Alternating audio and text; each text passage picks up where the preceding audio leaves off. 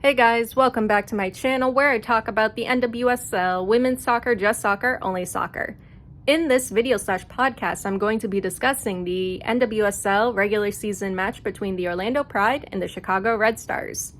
Alright, so after coming off of a 2-0 win against Gotham, the Pride are set to face the Red Stars. On top of riding a 19-game undefeated streak, the Pride have also clinched a spot in the NWSL playoffs thanks to Seattle Reign's 2-3 win against Angel City on Friday. Alright, so the Pride in their match against Gotham came out with a strong attack in the first half. They were able to grab 2 goals, both courtesy of Adriana. In the second half, the Pride would park the bus and defend their lead. While the Pride were comfortable and successful at holding off Gotham's attack, the Pride were still able to transition and get their attack forward. The Pride's attacking line, consisting of Barbara Banda, Martha, Adriana, Angelina, and Summer Yates, has been going strong all season. The chemistry and cohesion among these players, among this team, is great to see. The Pride have been building and developing since last season, and it's great to see this team coming together more and more.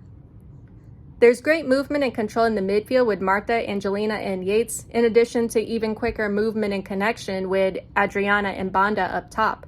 This attacking line has been able to break through opposing teams' defenses, and it is likely we will see the Pride get forward and create multiple chances and goal-scoring opportunities against the Red Stars.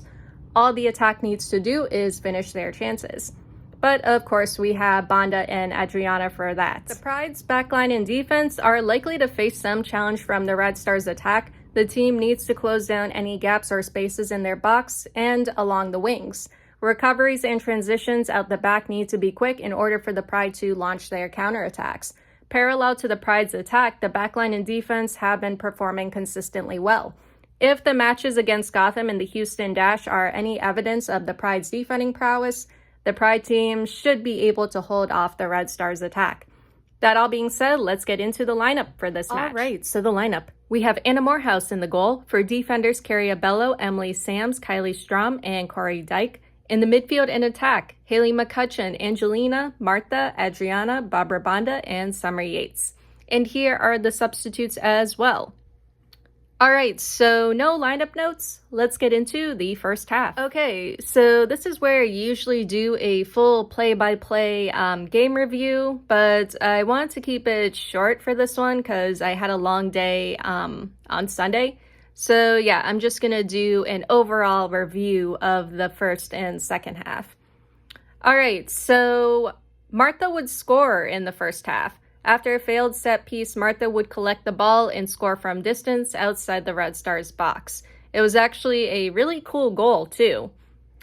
Okay, so control would be the best word to describe this first half. The Pride were in complete control and dominant when it came to possession. There was good pressure from the Pride right from the start.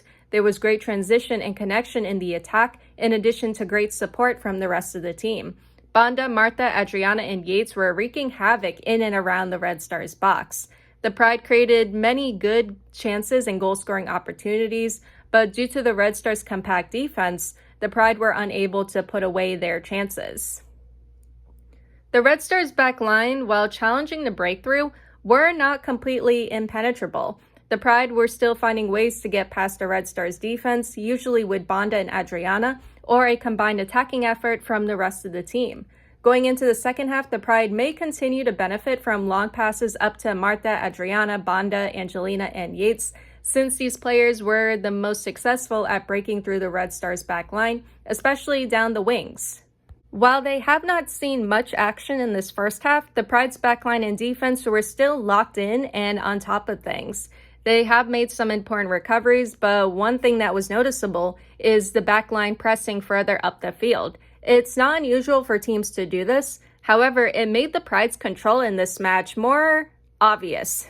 Since the backline was pressing higher, they and the midfield were winning the ball further up the pitch, effectively cutting off the Red Stars' attack before they could get going. When it comes to the second half, the Pride backline may face some added pressure from the Red Stars. Nevertheless, as long as the team can continue winning the ball higher up the field, they will be able to shut down the Red Stars' attack and maintain control. Going into the second half, the Pride should try to maintain this same level of control. However, they still need to watch out for the Red Stars' attack, as well as through balls and passes behind the Pride back line. That being said, let's get into the second half. All right, so the second half, we are off. The Orlando Pride would go on to win 1-0 against the Chicago Red Stars, thanks to the goal from Martha in the first half. All right, so match commentator Jill Loyden ended this game saying, either Orlando is your favorite team, or Orlando is beating your favorite team. This will end up being the case as the Orlando Pride now goes on to extend their undefeated streak to 20. This second half was nearly identical to the first half. The Pride were still in control throughout the second half. The Red Stars were able to get their attack forward. However, it wasn't anything the Pride couldn't handle. The Pride did well managing the Red Stars' pressure and regaining control. Instead of parking the bus and defending their lead, there was still plenty of urgency in the Pride attack as the team were getting forward and creating chances.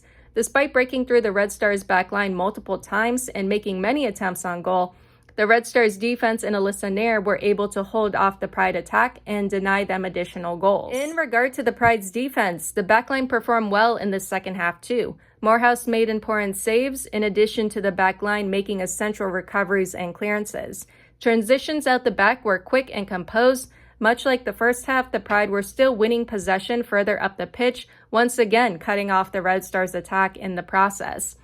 While there was more of an attacking threat from the Red Stars, the Pride remained dominant and in control. Overall, this was another outstanding performance and win for the Orlando Pride team. That all being said, that is all I have for you guys today or tonight, and I'll see you all in the next one. Later.